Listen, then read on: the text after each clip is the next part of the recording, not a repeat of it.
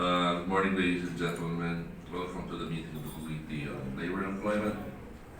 First, I would like to acknowledge the presence of our House members, namely the Honorable Joey Salceda, Second District Pagman, member of this committee, Christopher De Venecia, 4th District Pangasinan, Deputy Majority Leader,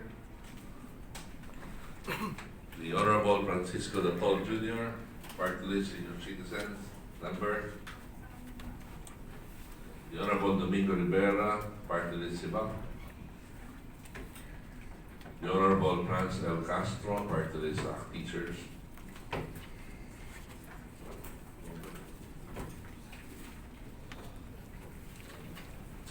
for today's meeting, we'll be deliberating and discussing 8 bills. First, we will be discussing House Bill number 1527 by Representative Salceda, House Bill number 2019 by Representative Fred Vargas, House Bill number 3219, Representative Eduardo Brother Eddie Villanueva and Dominic Rivera, and House Bill number 3951 by Representative Christopher De Venecia. Measures seeking to provide protection to freelance workers. According to a global study, the Philippines is ranked 3rd in the world with an estimated 1.5 million Filipino freelancers. One can only surmise that if a freelancer is earning at least $5,000 or approximately $5 a month, this contributes to the billions circulating in the Philippine economy from freelance work. The revenue alone proves the economic impact of freelancing in the country.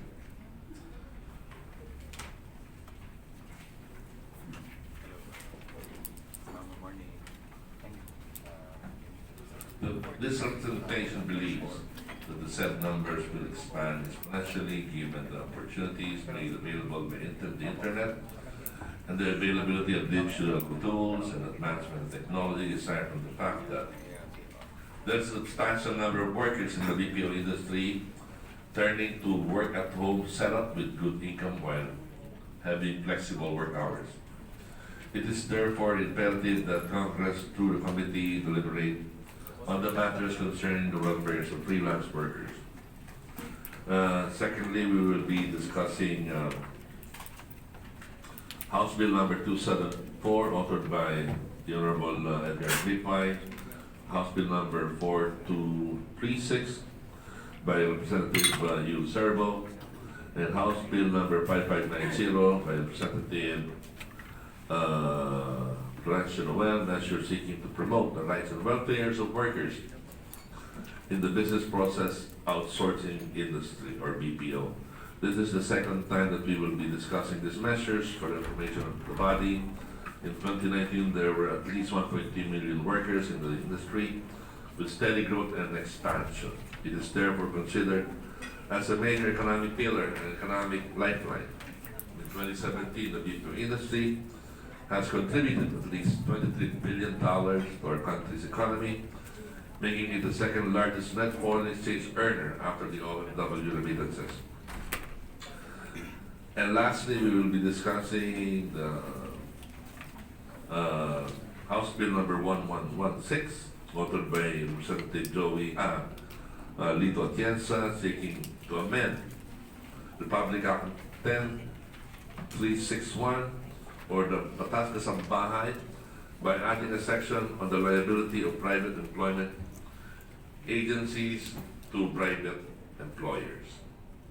For proceeding, may we request the Committee Secretary to read and acknowledge our invited guest.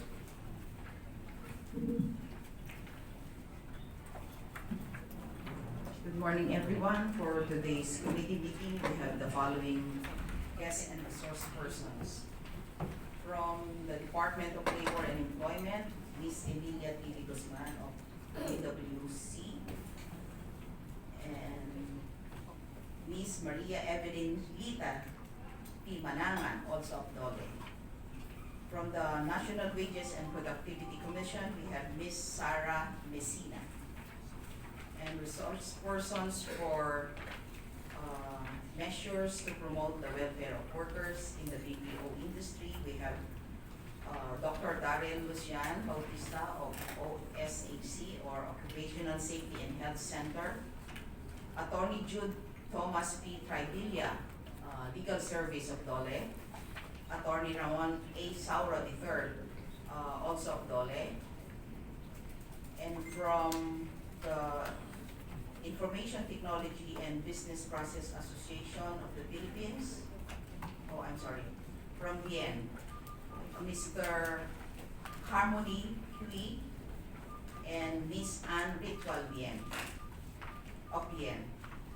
And resource persons for the protection and incentives to receive to freelance workers, Miss Lisa Dino of Film Development Council of the Philippines, Miss Jennifer Bonto, Artist Welfare Project Incorporated,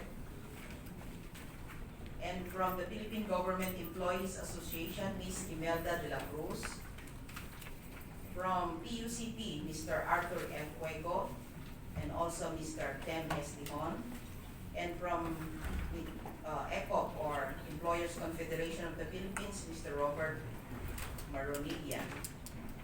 And last is lawyer from Saligan, Attorney Juan Carlo Pitijano. That would be all, Your Honor. Thank you. Thank you. We now proceed to the consideration of four measures seeking to provide protection to freelance workers. May I hear the sponsorship remarks, the authors of the bills, starting with House Bill number 1527, authored by the Representative Joey Zarco-Salceda. Thank you very much, Mr. Chair. According to a 2012 global study done by Ernst & Young, by 2020, almost 1 in 5 workers will be freelancer or contract workers. Strictly speaking, the Philippines has an estimated 1.5 million, but it could go as high as 5 million, or about 2% of the population, making it one of the highest freelancers per capita out of the 22 countries surveyed by PayPal. 65% of freelancers, almost 1 million, are women, making the gig economy one of the most important economic activities to bridge the gender gap.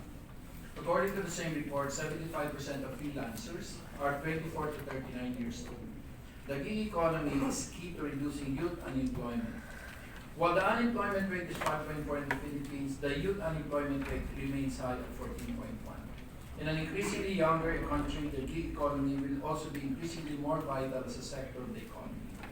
The Philippines placed 6th in the world as the fastest growing market for the gig industry, with a 35% growth in freelance earnings according to a 2019 report by Payoneer on Global Gig Economy Index.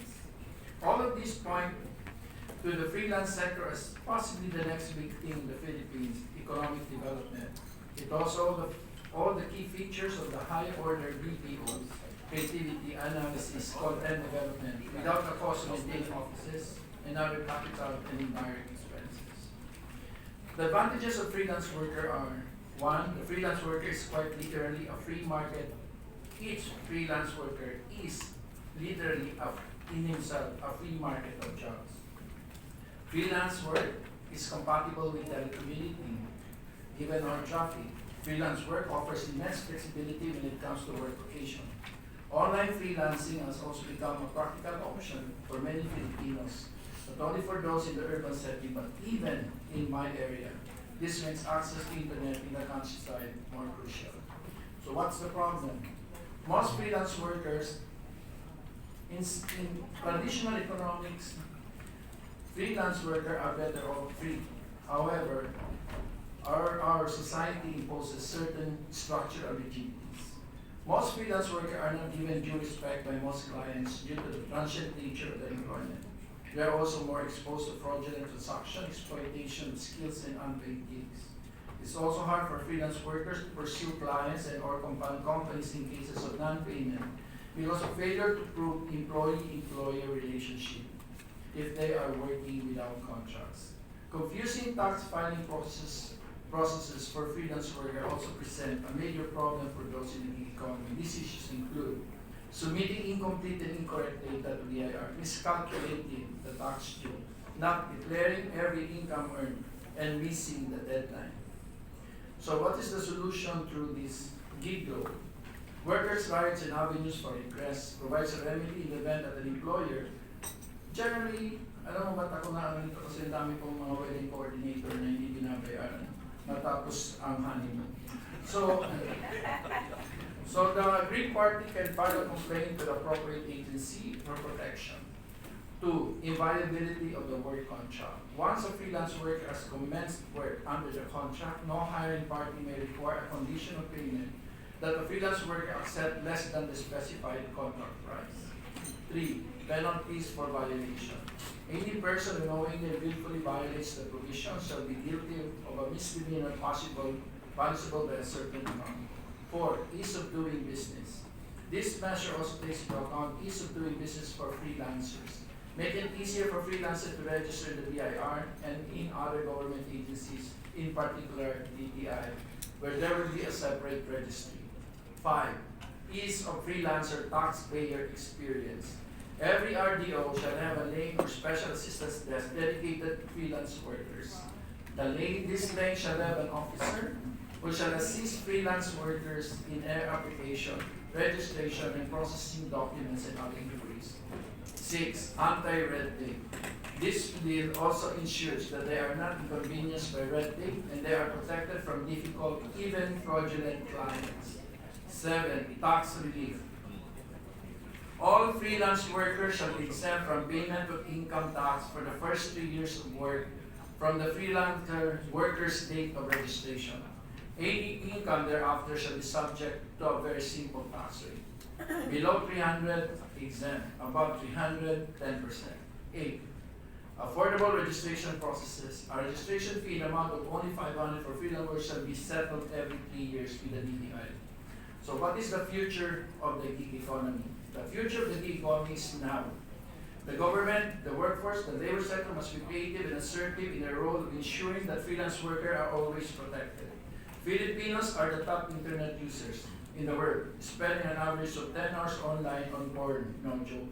We are the best. No joke lang. We are the best. Number 2 to Thailand. We are the best Facebook country to take advantage of the gig economy. Ano? Yung paseryoso niya hindi kayo nakikinig So, the gig economy will grow larger as a sector. If there's one thing I want to be known for really in the future, just like Maro was is known for BPO, I want to be known as the father of the gig economy in terms of. So, what are the list of freelance jobs profession? Number 1, wedding coordinator, article writer, blog writer, ebook writer, fiction writer, web content writer, copywriter, proofreader, press release writer, ghostwriter, legal writer, product description, transcription, technical writer, guest, logo designer, Photoshop editor, website markup designer, photo editor, CAD designer, vector designer, cartoon artist, digital artist, cuts artist. So, I must at least 1,000 of them. And who are a gig worker. And it's time probably for us to recognize that the Philippines, by its socio-cultural advantages, very well in the world is well positioned to be a giant. It's now a giant, the second largest BPO player in the world. I think we can certainly be one of the biggest players in the gig economy. Thank you very much, Mr. Chair. Thank you, the Honorable Louis Rosada.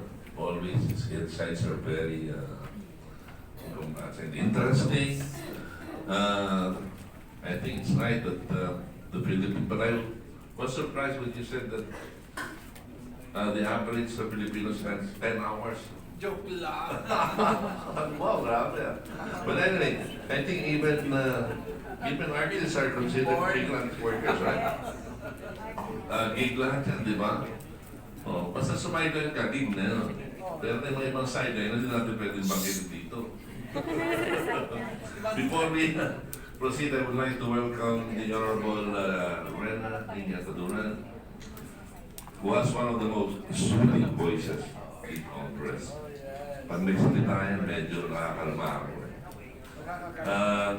Attorney Alan Montano from the Federation of Free Workers. Next, we'd like to hear the sponsorship of House Bill number 3219, authored by Brother Eddie Villanueva and Tommy Rivera. Thank you, Mr. Chair. To the Honorable Chairperson and members of this committee, resource persons and guests, good morning to all of you.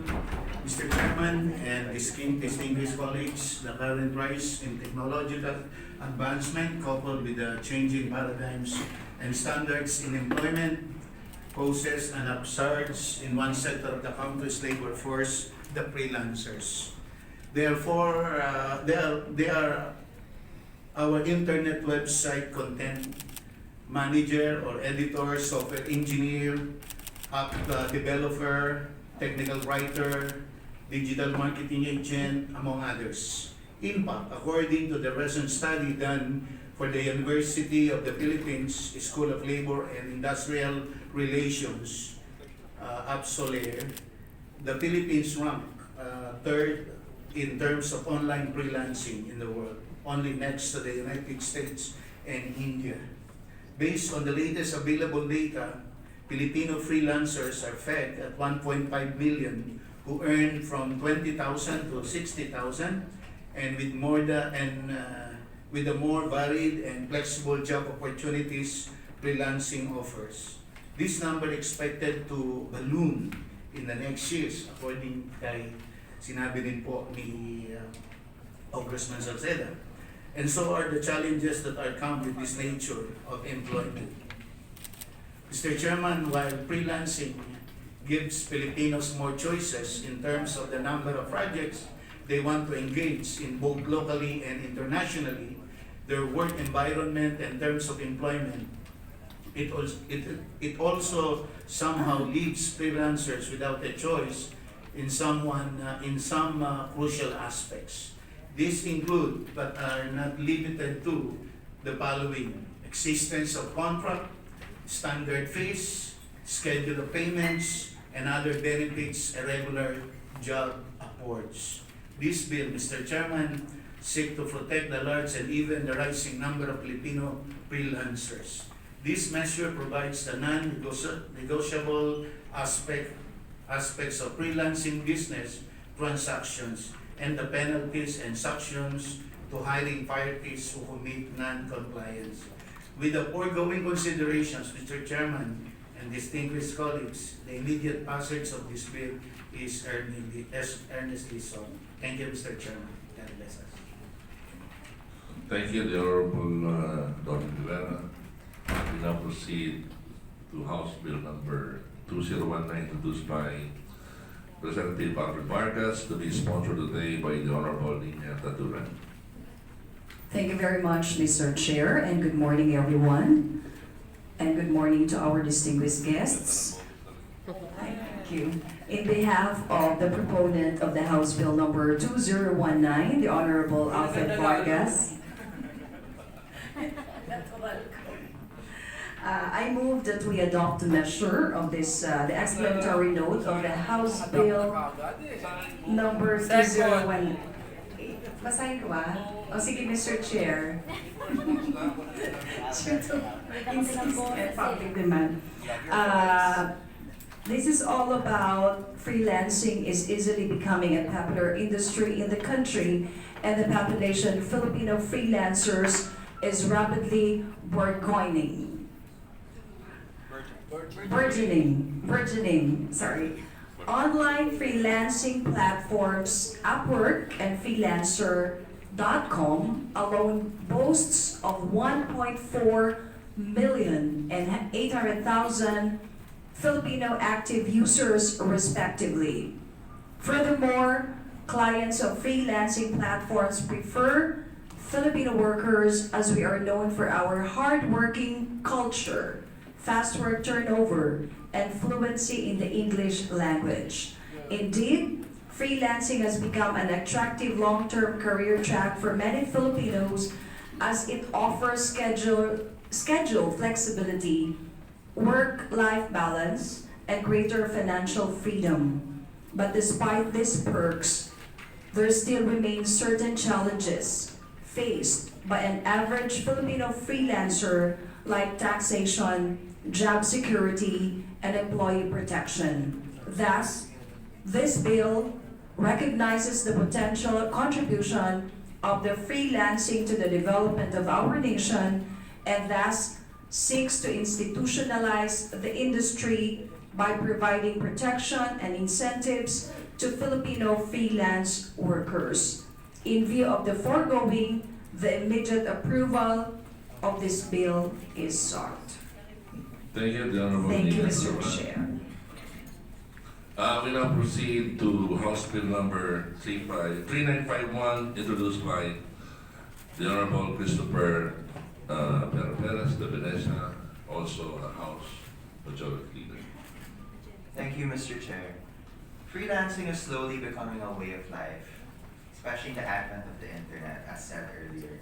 In freelancer.com alone, an online platform for freelancing jobs and crowdsourcing marketplace for entrepreneurs, there are 800,000 Filipino users registered. Majority of our artists, of which I proudly belong, actors, writers, singers, dancers, composers, directors, and many others that are too many to mention, are freelancers due to the nature of their jobs. More and more freelancers are becoming quote-unquote multi-hyphenates, or persons with hyphenated professions.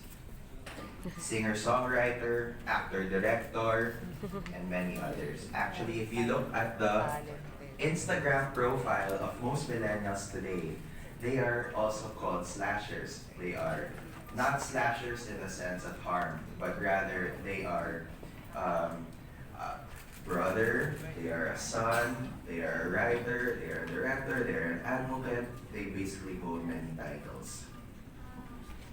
Another factor adding to the multi-hyphenate freelance phenomenon is the entry of millennials into the workforce.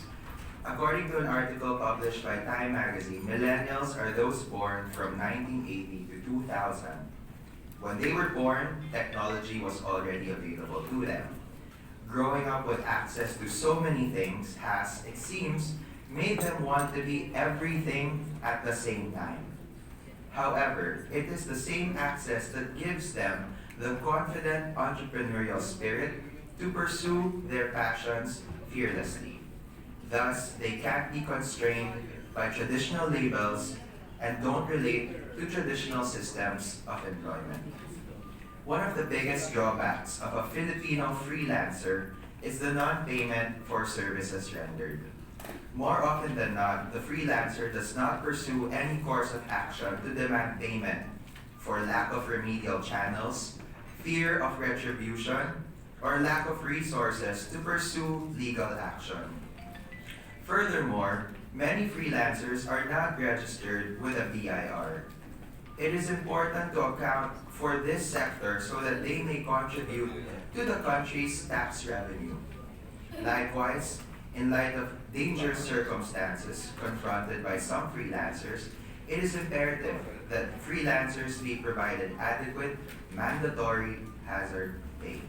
And in our proposed measure, we are also introducing a night shift differential. The measure aims to promote the safety and well-being of freelancers specifically by mandating the provision of mandatory hazard pay and, like I said, a night shift differential.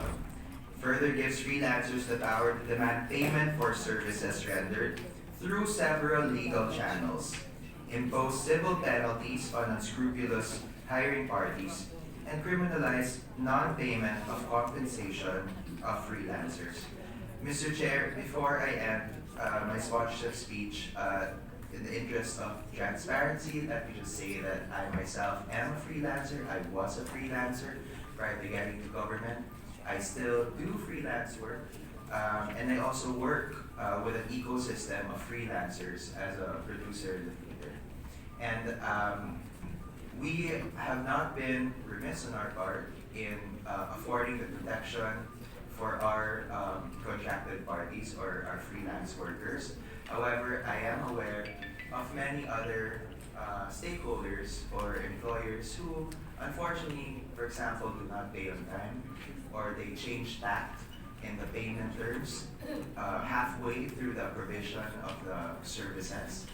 And basically, it's just very heartbreaking to see a lot of my colleagues sometimes, for example, they put in the hard work, the long hours in, for example, rehearsing a play, and then they don't get paid.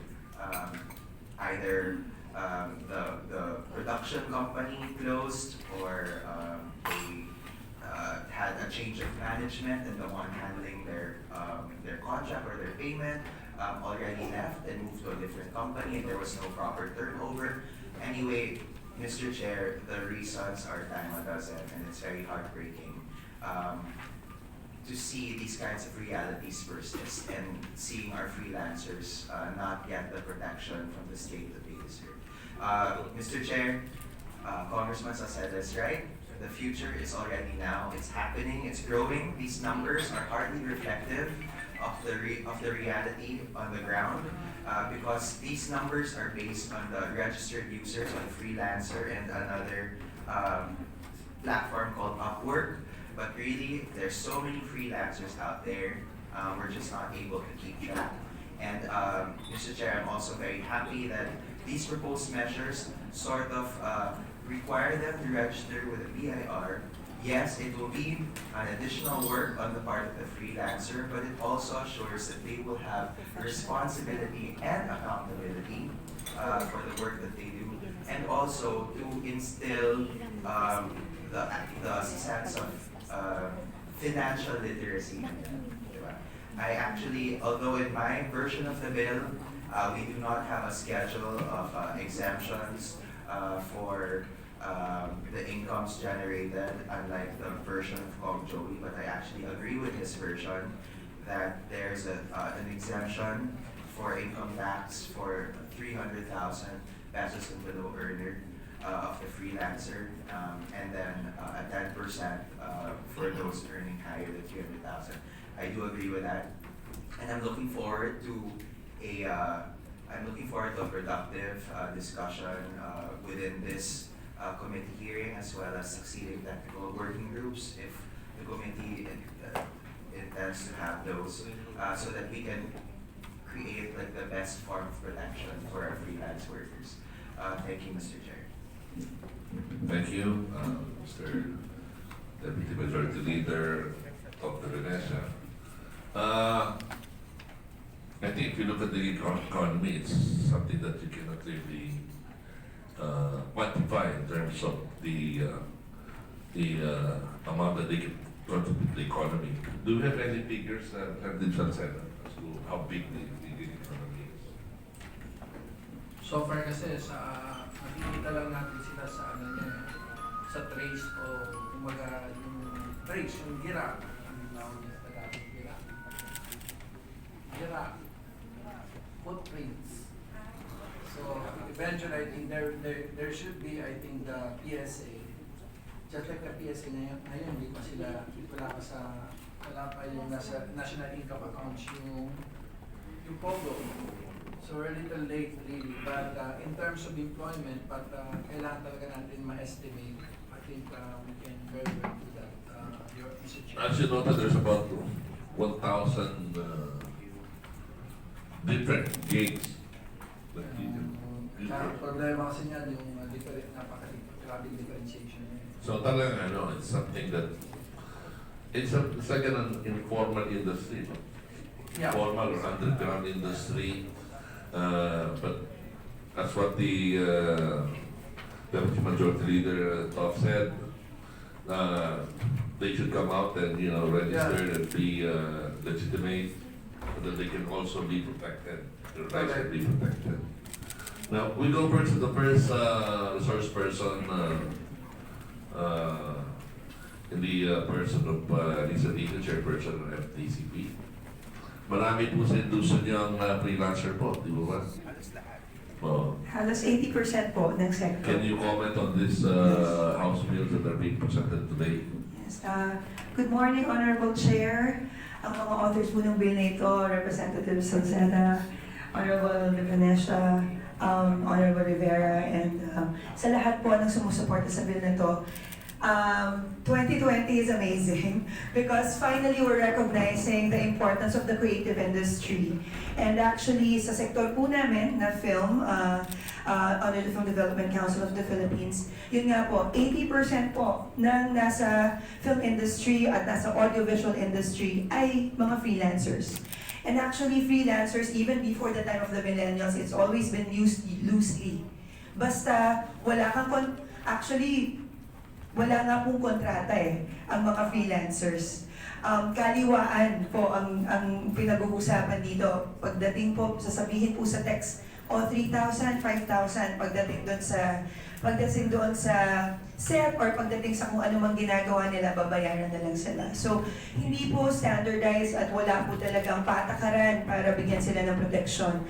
So, we fully support this bill because this really professionalizes them. It gives them dignity that as freelance workers, meron silang protected sila ng ating gobyerno na dapat kahit na freelance workers sila, meron silang kontrata at merong terms na sinusunod sa kontratang ito.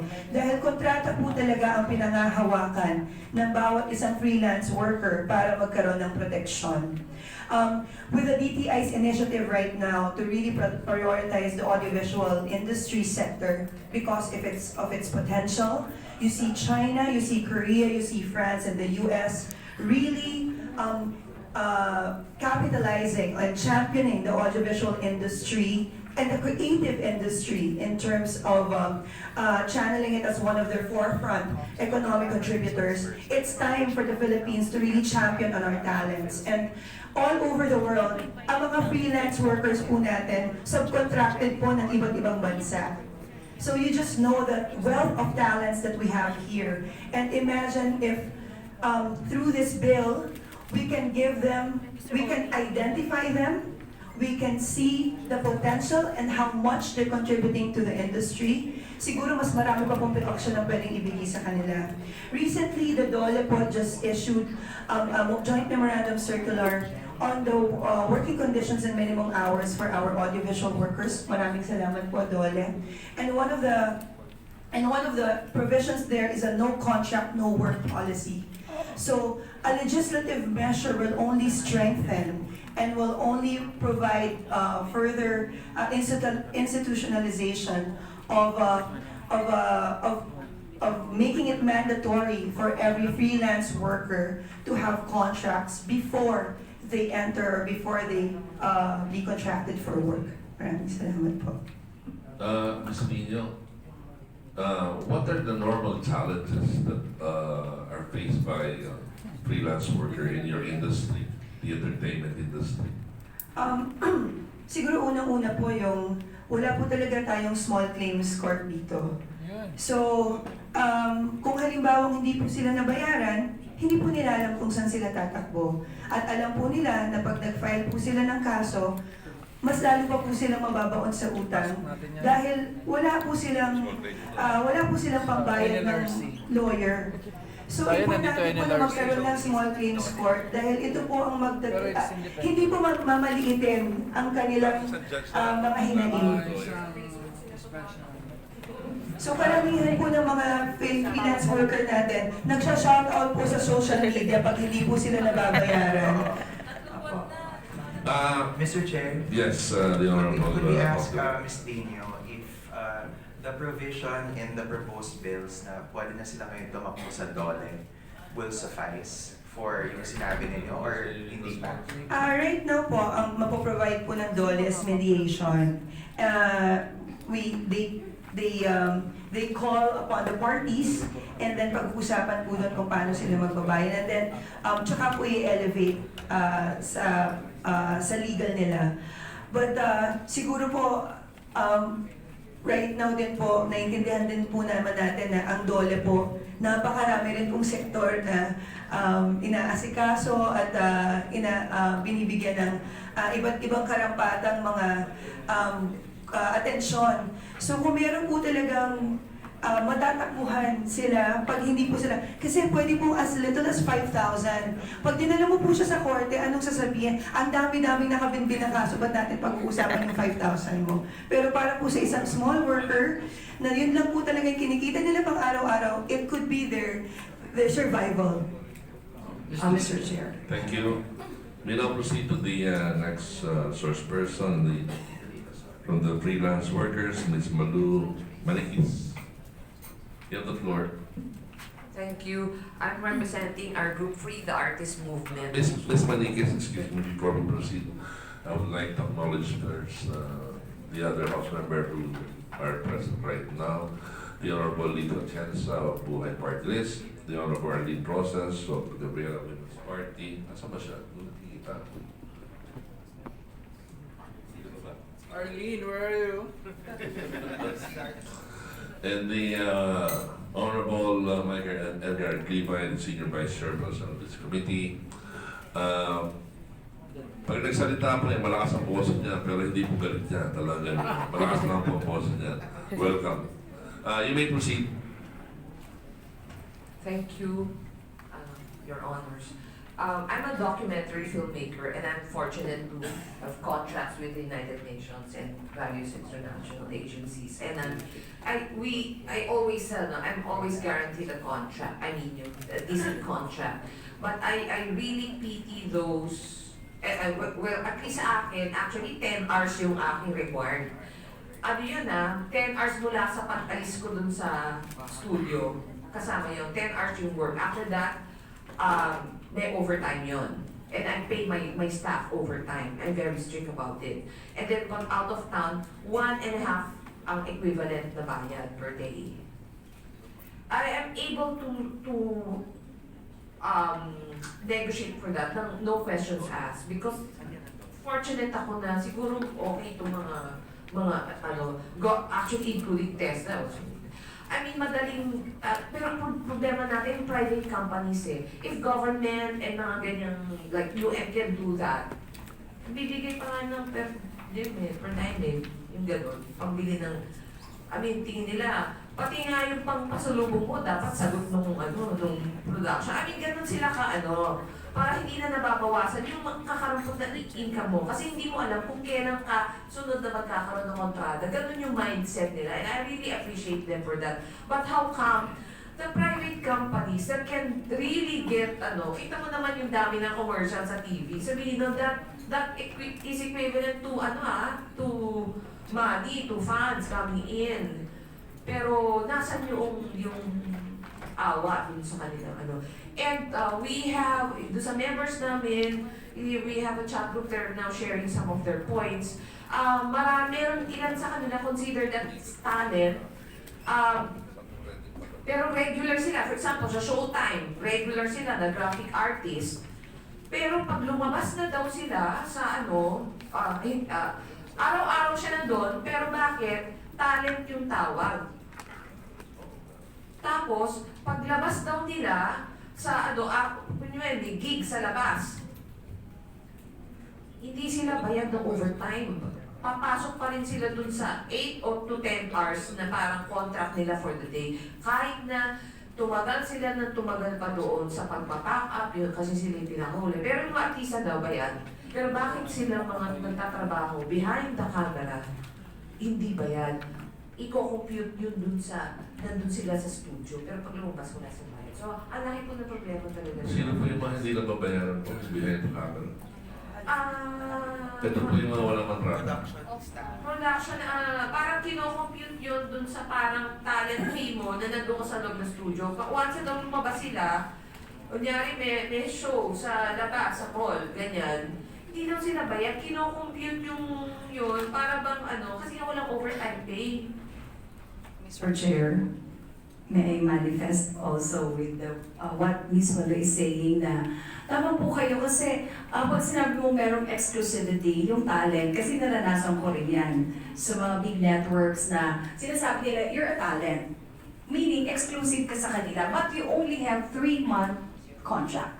3 months contract sa kanila. Compared nga to freelancer na pwede kang, di ba, rumakit you call it, racket sa iba. But Lagi then, sabay-sabay. yun nga, wala kang security because no contract, pwede kang hindi bayaran. A lot of complaints na nakakarating sa amin, we've been receiving a lot of complaints about that, na wala talagang, may mga production na hindi sila nababayaran. And then, kung habulin naman nila sa DOLE, mahirap because it will take proseso eh. So matagal, hearing and all. So hassle din sa kanila. Kaya nga, I think, tama yung sinasuggest ni ng ating father of gig economy. Congressman Rizal said, what I mean is, yes, oo. Kailangan talaga natin ng small court, I think special court for that, for the claims ng mga hindi nababayaran. I think I manifest or suggest na we include that. Yes, go ahead. Nung pinag-aaralan natin yung Department of OFW, dapat may OLRC. Pinatunayan doon ng NLRC yung kanilang small claims. Mabilis, marami, at kaya